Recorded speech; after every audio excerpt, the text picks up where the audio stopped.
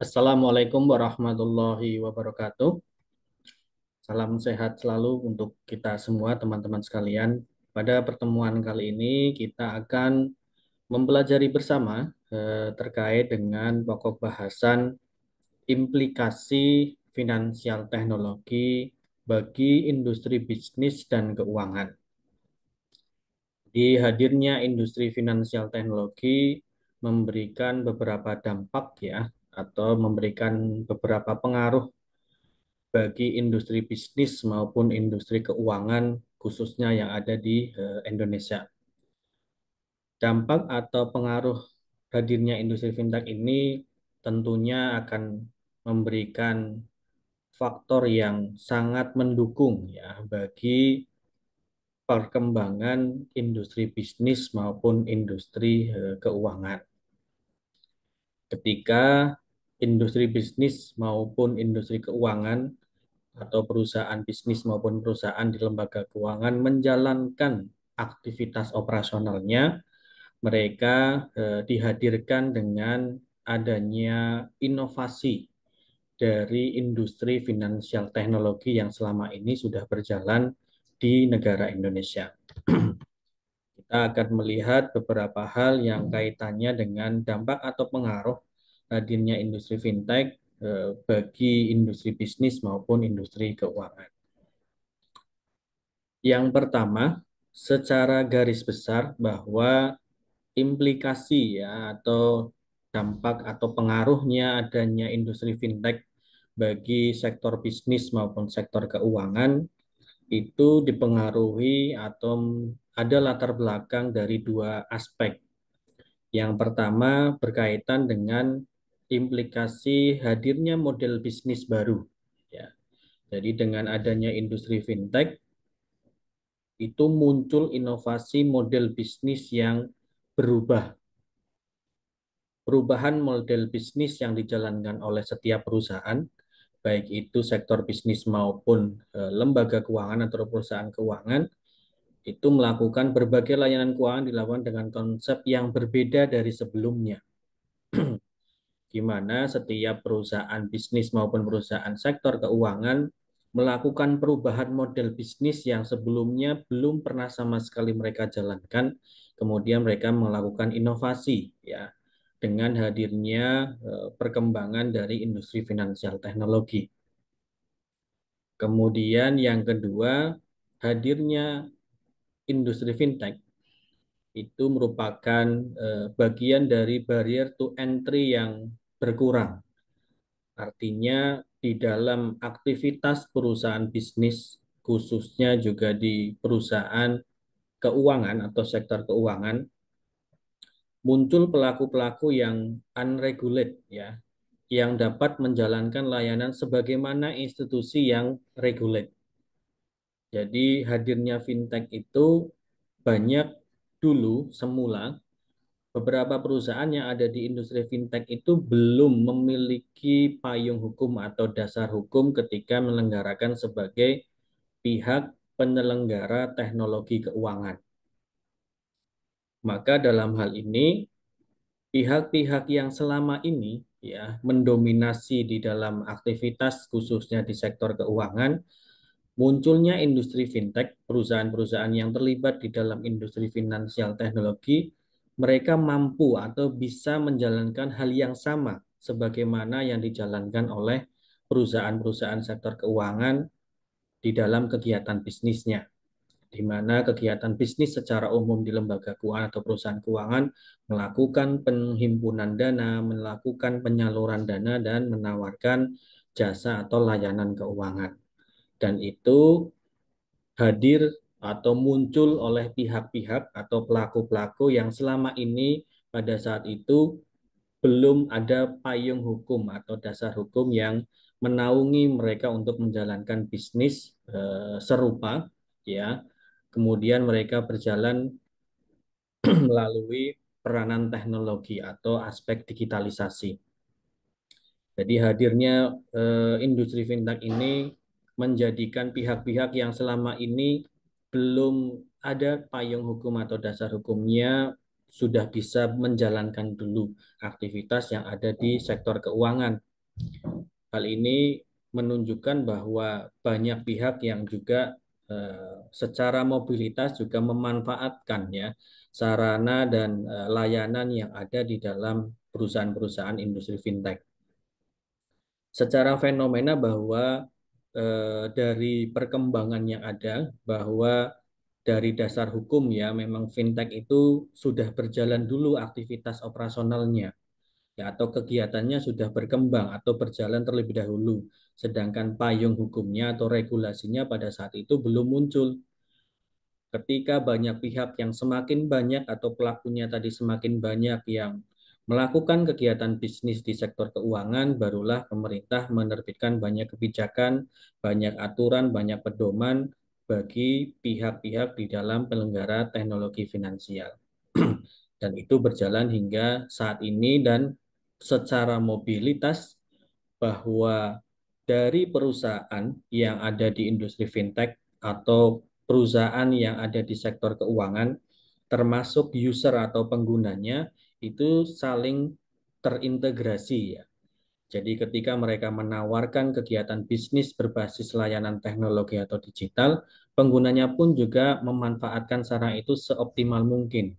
Artinya bisa diterima dengan baik atau dapat ada kontribusi positif atau bisa dimanfaatkan secara baik oleh penggunanya masing-masing. Sesuai dengan kebutuhan dari produk dan layanan yang ditawarkan di dalam sektor keuangan, khususnya di dalam industri finansial teknologi. Itu dua hal yang secara mendasar menjadi implikasi dampak hadirnya industri fintech, baik itu di dalam perusahaan bisnis maupun di perusahaan sektor keuangan. Kemudian ada peran industri fintech yang menjadi kontribusi ya. Jadi industri fintech itu ada tujuan-tujuan yang dikembangkan atau yang ingin dicapai dalam aktivitas operasional perusahaan masing-masing, baik perusahaan bisnis maupun perusahaan sektor keuangan. Peran industri fintech yang pertama ada business development, yang kedua ada service innovation, ada yang ketiga ada efisiensi dan effectiveness, kemudian yang keempat ada financial literasi dan financial inclusion. Ya, jadi dengan hadirnya industri finansial teknologi di kehidupan ekonomi, individu sebagai konsumen, individu sebagai nasabah, maupun pihak penyelenggaranya atau perusahaannya, baik itu perusahaan bisnis maupun perusahaan sektor keuangan, mereka ada upaya untuk mengembangkan bisnisnya. Jadi hadirnya fintech itu salah satu dorongan bagi perusahaan-perusahaan tersebut untuk mengembangkan aktivitas bisnis mereka. Makanya tadi di implikasi pertama bahwa telah terjadi perubahan ya, yang sebelumnya model bisnis itu belum pernah sama sekali dijalankan. Mereka menemukan pengembangan penerapan teknologi di dalam berbagai aktivitas operasionalnya. Jadi dengan hadirnya industri fintech, perusahaan itu berupaya mengembangkan aktivitas bisnisnya masing-masing, baik itu di perusahaan bisnis secara umum maupun di perusahaan sektor keuangan. Dan ini bisa kita lihat saat ini banyak beberapa perusahaan bisnis yang ya berlomba-lomba mengembangkan sarana digitalisasi, termasuk yang menggeliat adalah ada di perusahaan sektor keuangan, baik itu di perbankan maupun non-bank. Semua produk dan layanan itu sudah dihadirkan by digitalisasi atau semua aktivitas yang ada di dalam perusahaan bisnis maupun yang ada di perusahaan sektor keuangan telah melakukan namanya transformasi ya. Jadi merubah model bisnis yang sebelumnya mungkin dulu tidak pernah terpikirkan mereka harus melakukan operasional dengan aspek digitalisasi. Saat ini semuanya berlomba-lomba mengembangkan produk dan layanan berbasis digitalisasi. Kemudian yang kedua, peran industri fintech ya, ada service innovation. Jadi ada inovasi layanan yang tentu menjadi prioritas bagi perusahaan bisnis maupun perusahaan sektor keuangan. dengan hadirnya industri fintech ya atau kegiatan yang ada di perusahaan-perusahaan fintech itu ada upaya untuk menciptakan sebuah inovasi pelayanan atau jasa yang sebelumnya tidak ada layanan jasa di dalam perusahaan tersebut by digitalisasi. Saat ini semuanya ya mereka menggunakan sarana-sarana teknologi dengan pengembangan inovasinya masing-masing baik di perusahaan bisnis maupun perusahaan sektor keuangan. Di perusahaan bisnis, kita bisa ketahui bahwa dari aktivitas operasional maupun secara umum adalah kegiatan transaksi ya, jual beli produk ya atau barang itu bisa diakses dengan layanan sekarang secara by online atau melalui website atau melalui aplikasi yang mereka kembangkan masing-masing. Contoh yang paling familiar adalah kita lihat di beberapa perusahaan bisnis terlibat di dalam e-commerce ya, perdagangan elektronik. Apalagi di para pelaku UMKM yang banyak terlibat di dalamnya. Kemudian yang kedua di sektor keuangan, perusahaan sektor keuangan mengembangkan inovasi pelayanannya. Banyak dihadirkan platform ya sarana yang bisa diakses kapanpun dan dimanapun. Kalau di perbankan ya bisa menggunakan website atau sektor keuangan website atau menggunakan mobile banking ya, di mana setiap lembaga keuangan terutama di perbankan sudah memiliki sarana itu masing-masing.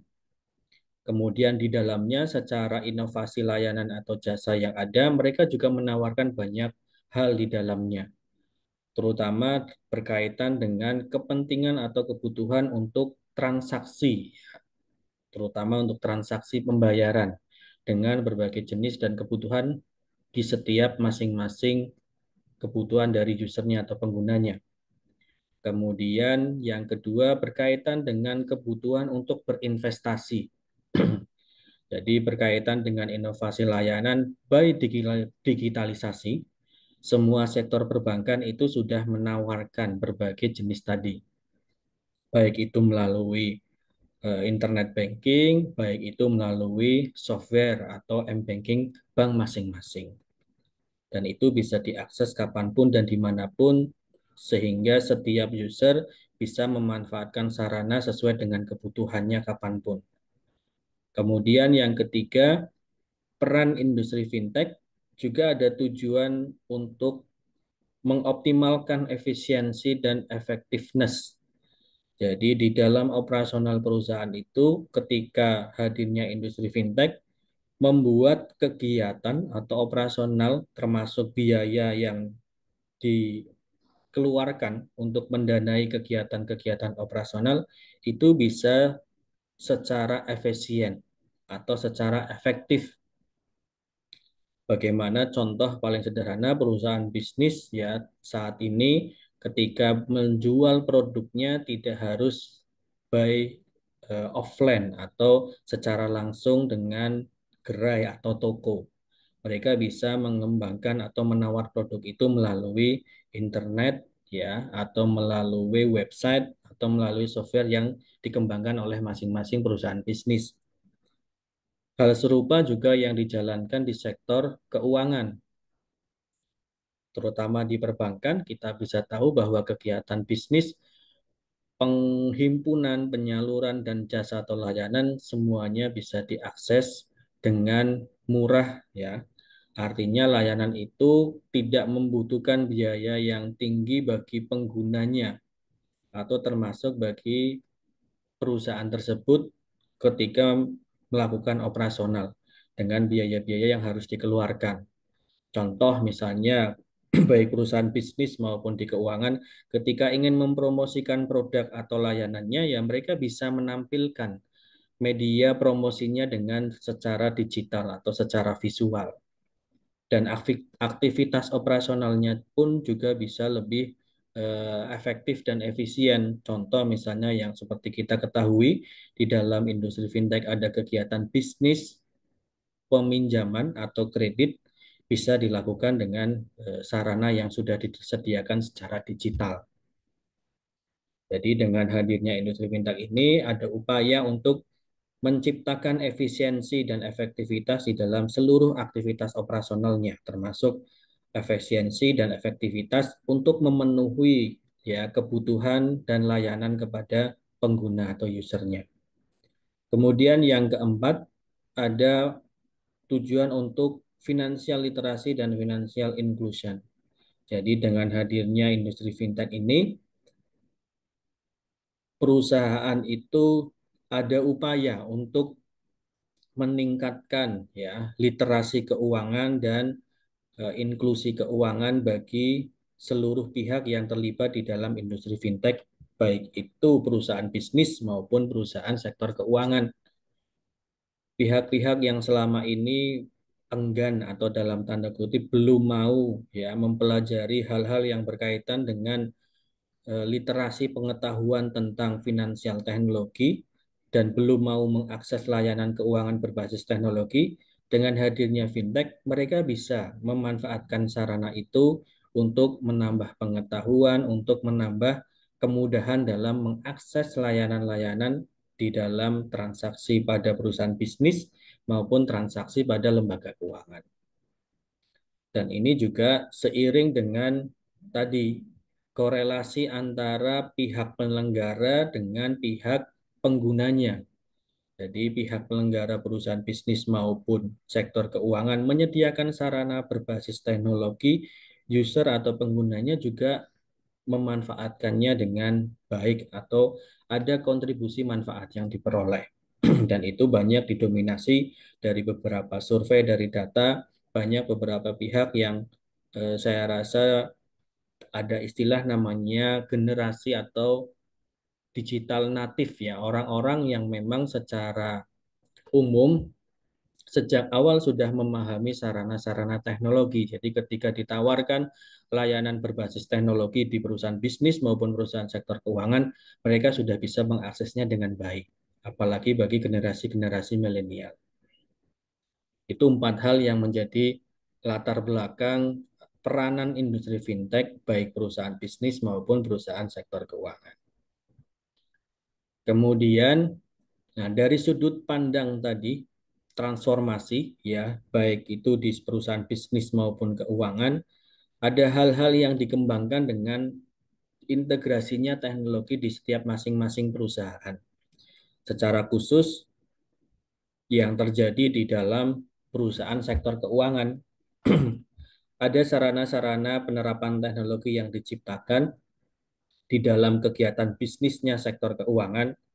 Ada mulai artificial intelligence, ada big data, kemudian distributed computer, kemudian kriptografi, kemudian ada mobile access. Itu sarana-sarana teknologi yang digunakan ya untuk mendukung transformasi bagi perusahaan-perusahaan keuangan dalam menyelenggarakan finansial teknologi dengan kegiatan penghimpunan, kegiatan penyaluran, kegiatan jasa atau layanan. Kita akan bahas satu persatu. Yang pertama ada artificial intelligence atau big data. Ya, jadi bagi perusahaan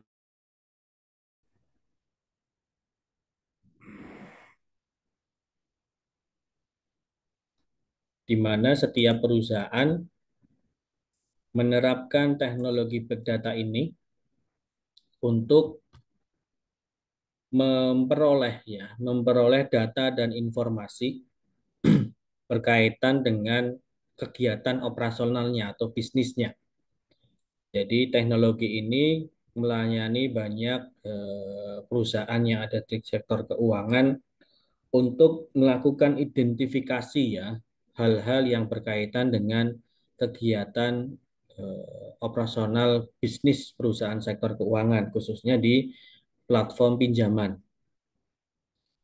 Di dalam pengembangan artificial intelligence atau big data ini, inovasi yang terintegrasi ada teknologi machine learning, kemudian ada predictive analytics, di mana teknologi machine learning ini digunakan untuk mendeteksi atau membaca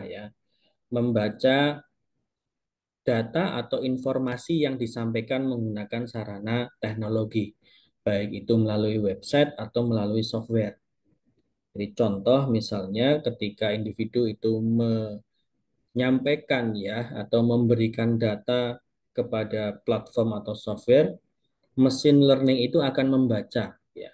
Membaca misalnya memasukkan NIK, itu kalau mesin learning itu sudah bagus, itu ada korelasi dengan data dari kementerian terkait bahwa ada muncul namanya, alamat, bahkan secara internal juga bisa mendeteksi yang bersangkutan itu ada portofolio berkaitan dengan kegiatan secara finansial. Contohnya misalnya, oh yang bersangkutan punya nomor rekening di bank A, bank C, B, C, dan seterusnya. Kemudian ada teknologi prediktif analitik.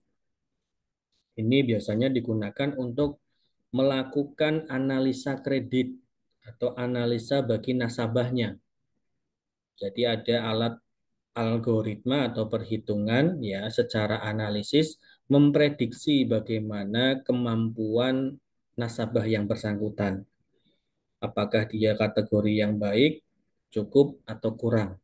Dan itu nanti bisa digunakan sebagai informasi yang untuk menentukan ya, untuk menentukan nasabah kredit itu diberikan pinjaman kelayakan berapa nominalnya atau berapa persentasenya.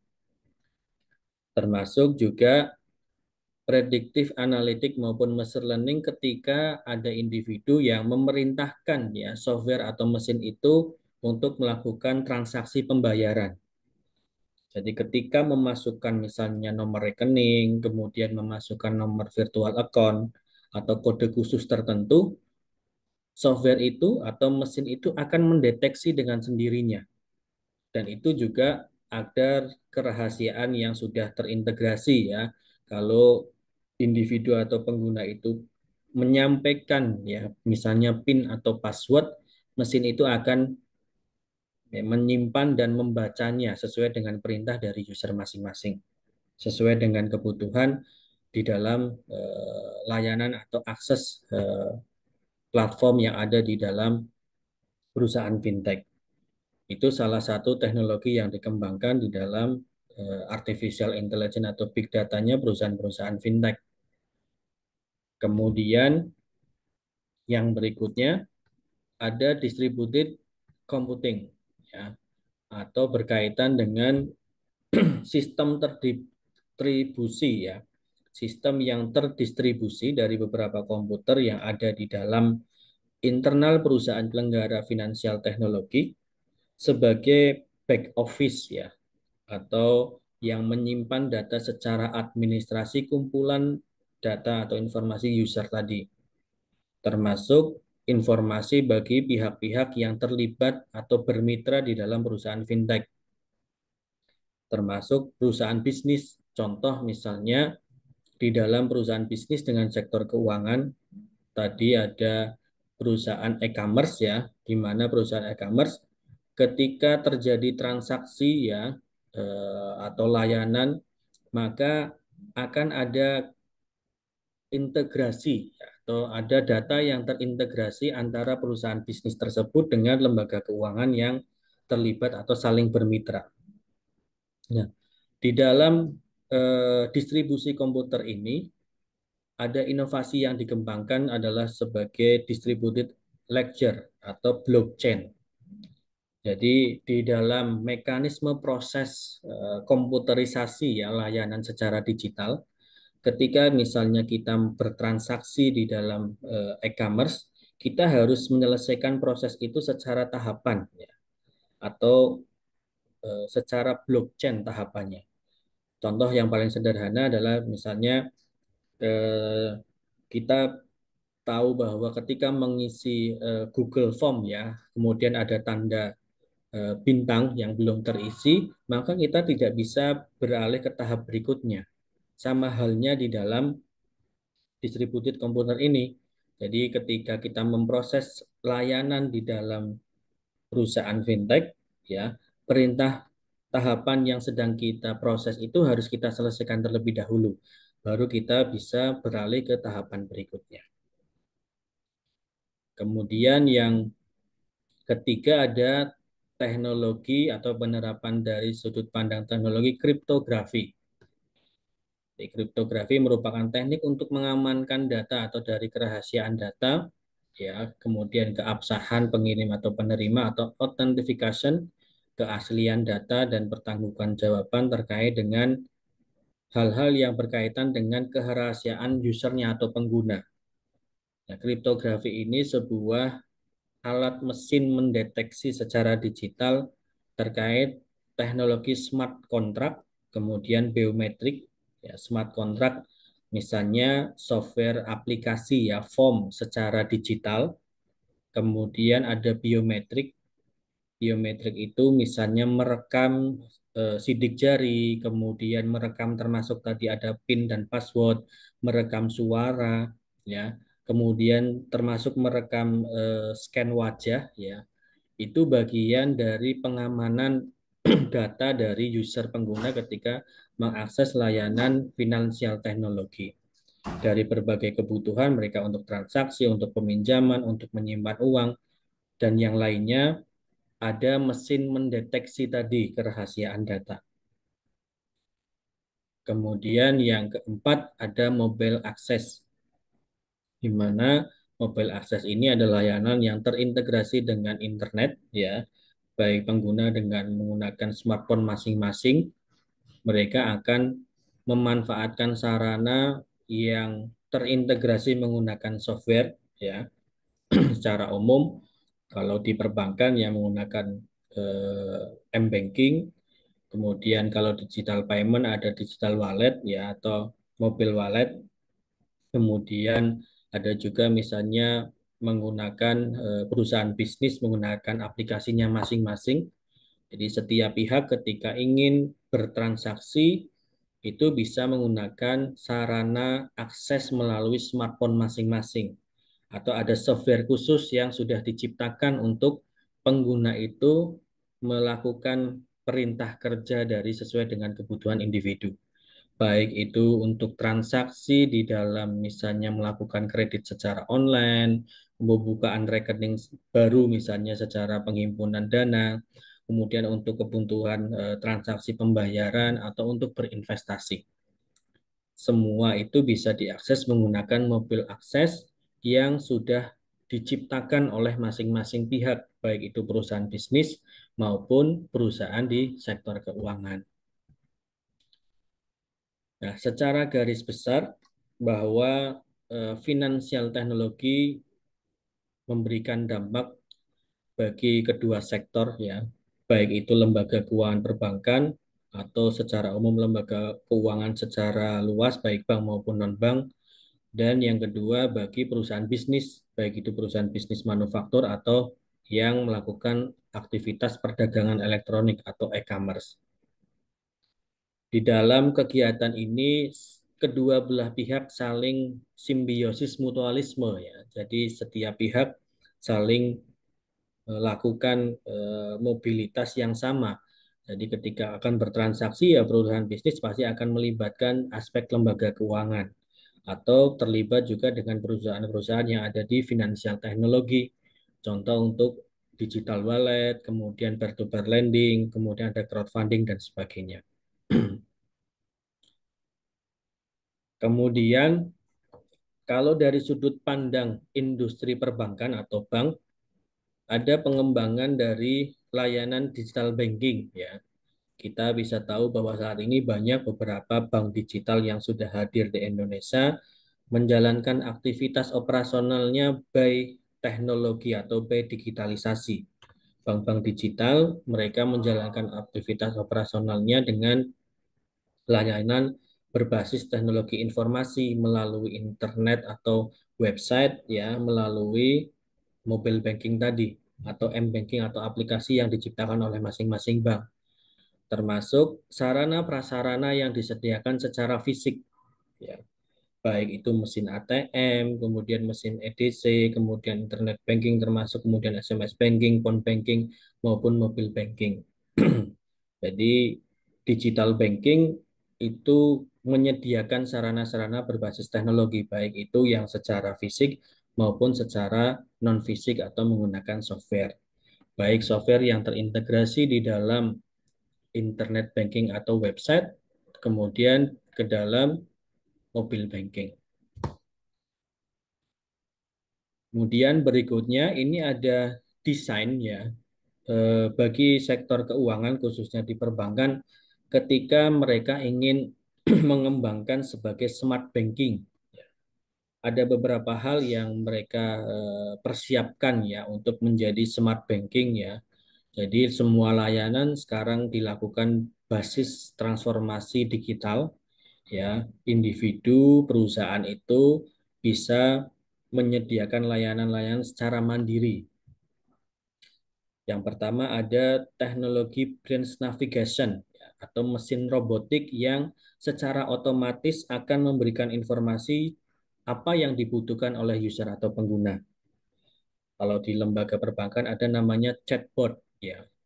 Chatbot itu kalau secara sederhana adalah kalau di perusahaan bisnis ada customer service ya. Jadi customer service atau customer care ya kalau di perusahaan bisnis yang menjawab kebutuhan informasi yang dibutuhkan oleh user atau pengguna. Kemudian ada teknologi marketing dan presentation. Jadi ada media-media yang digunakan untuk mempromosikan ya produk dan layanan secara digital. Mungkin teman-teman tahu bahwa yang misalnya penggunaan aplikasi kadang ada muncul iklan tertentu secara visual ya, baik itu video atau desain gambar dan sebagainya, itu muncul dari marketing dan presentasan dari wujud smart banking. Kemudian yang ketiga ada intelligent banking. Nah, intelligent banking tadi mesin yang sarana teknologi untuk membaca atau mendeteksi perintah dari user atau penggunanya. Jadi kalau mau buka rekening baru, ada mesin yang mendeteksi kelengkapan kerahasiaan data individu, kemudian ada perintah kerja yang sudah eh, bisa sesuai dengan tahapan atau menggunakan teknologi blockchain, ya. Kemudian termasuk di kredit, ya, ada untuk mendeteksi keabsahan informasi, kelayakan dan sebagainya, termasuk perintah ketika layanan atau bertransaksi. Jadi semuanya mesin itu mendeteksi ya, mendeteksi perintah kerja di dalam operasional secara digital. Kemudian yang keempat ada experience center. Nah, experience center ini ada layanan teknologi ya yang bisa diakses secara mandiri oleh individu ya atau pihak perusahaan ketika terjadi hal-hal yang mungkin dianggap mereka butuh layanan manual atau layanan secara langsung menggunakan mesin ya. Ya tadi contohnya kalau di perbankan yang menyediakan tadi ada ATM, kemudian ada mesin EDC, termasuk juga ada kalau di beberapa bank ya biasanya ada juga yang pojok digital namanya. Jadi setiap pihak bisa menggunakan layanan berbasis sarana secara fisik menggunakan sarana teknologi. Kemudian yang kelima ada remote service.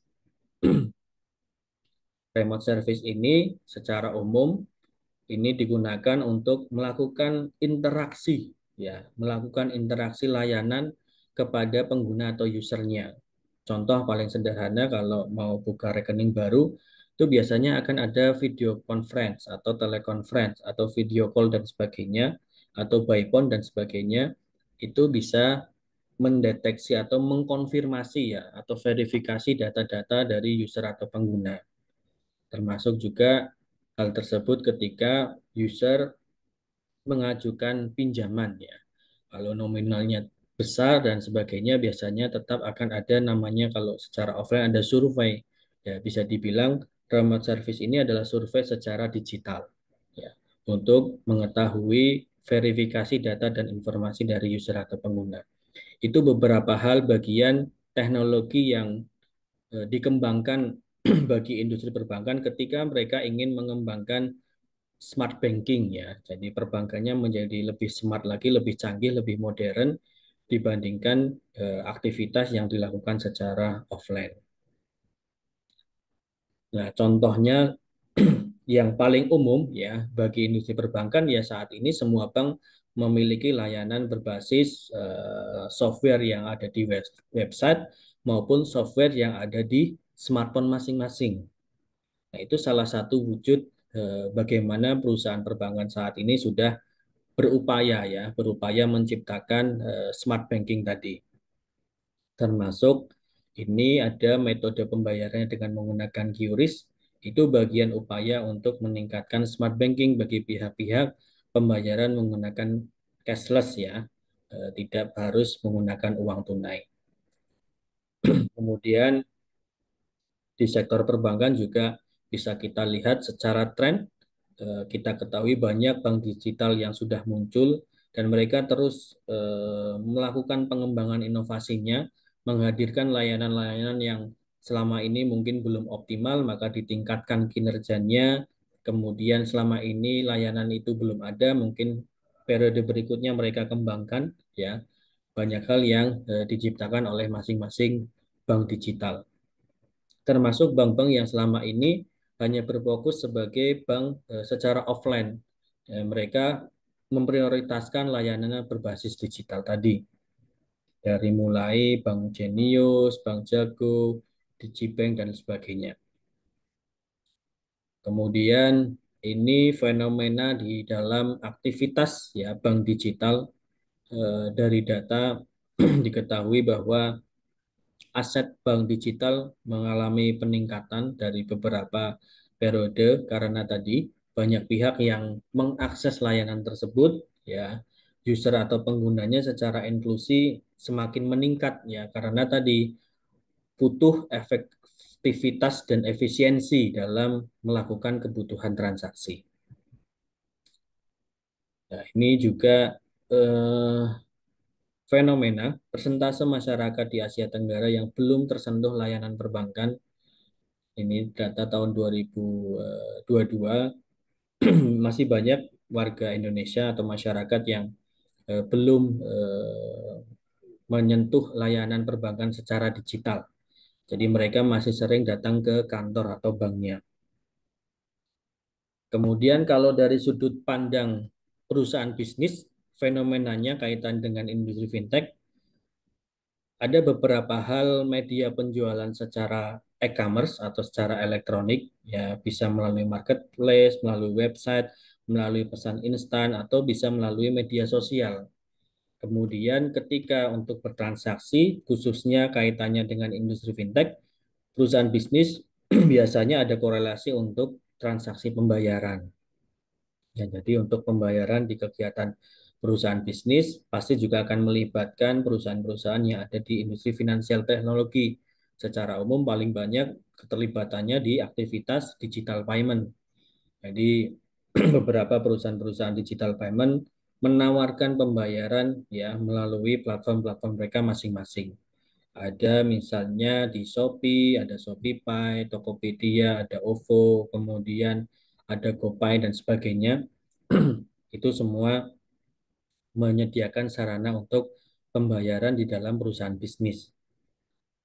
Kemudian ini fenomena jumlah pengunjung situs di dalam e-commerce ya. Jadi paling banyak ini kalau tidak salah sampai beberapa tahun ke depan ya itu mendominasi ada Shopee, Tokopedia, Lazada, Blibli, dan Bukalapak. Mereka saling bersaing untuk memberikan layanan perdagangan elektronik serta layanan berkaitan dengan transaksi pembayaran secara digital. Kemudian toko online atau perusahaan bisnis paling banyak diakses ya ada di Shopee paling tinggi, kemudian eh, Lazada dan sebagainya. Kemudian untuk klasifikasi usia itu paling banyak yang menggunakan di usia sekitar 26 sampai 35 tahun, atau kalau diklasifikasikan kategori 18 sampai 40-an tahun itu kategori generasi milenial ya. Jadi orang-orang yang tadi saya sampaikan bahwa generasi atau kelompok sebagai digital natif atau orang-orang yang selama ini memang sudah melek teknologi. Jadi ketika diberikan layanan teknologi baik itu perusahaan bisnis maupun keuangan mereka mudah untuk mengakses atau menggunakannya. Nah, ini beberapa produk yang sering digunakan di perusahaan bisnis. Kalau di elektronik atau perdagangan secara online paling banyak di kegiatan penjualan secara online itu produk fashion ya, kemudian produk-produk yang lain.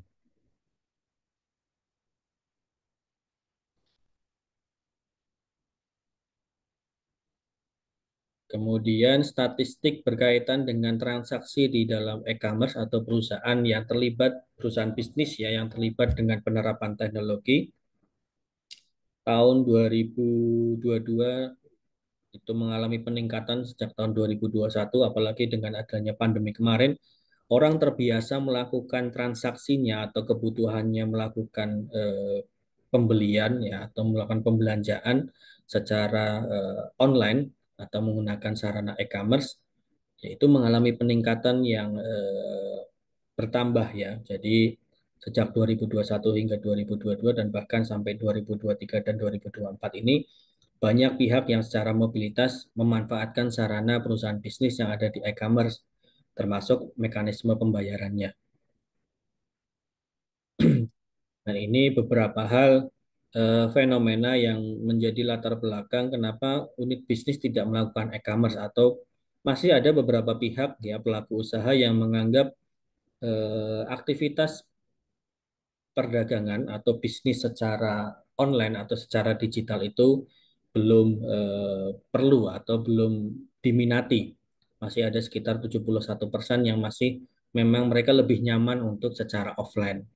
Ya ada beberapa alasan yang tentunya menjadikan perusahaan-perusahaan itu melakukan secara offline karena ya tadi secara literasi, secara inklusi mereka belum bisa mengembangkan bisnisnya secara digital. Kalau di perusahaan keuangan, ya semuanya sudah mengarah digitalisasi. Ini rentang usia bagi pelaku bisnis yang ada di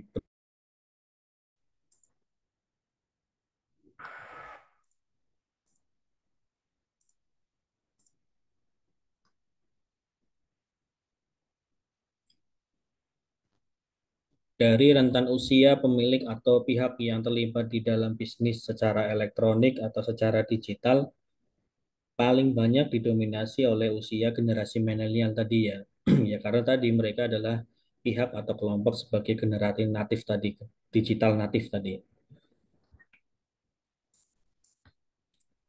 Kemudian kalau dari sudut pandang mekanisme pembayaran berkaitan dengan bisnis secara digital, itu paling banyak mereka menggunakan tunai ya, menggunakan COD, kemudian transfer bank, kemudian menggunakan e-money, kemudian ada yang menggunakan e-wallet.